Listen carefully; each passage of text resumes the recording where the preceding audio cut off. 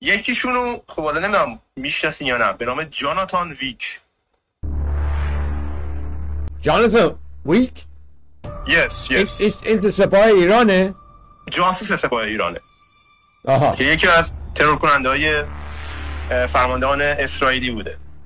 ایشون انقدر مهارت داشته که تو یکی از رستوران ها که اصلا هیچ سلاحی هیچ کس حق نداشته ببره، با یک مداد، آقای اتابکی، با یک مداد مغز یکی از فرماندهان رو سوراخ میکنه،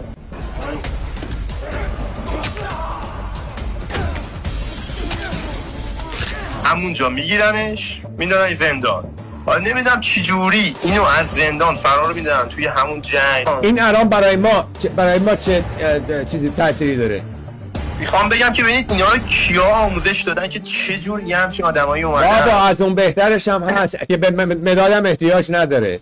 از اون بهترش هم هست بابا.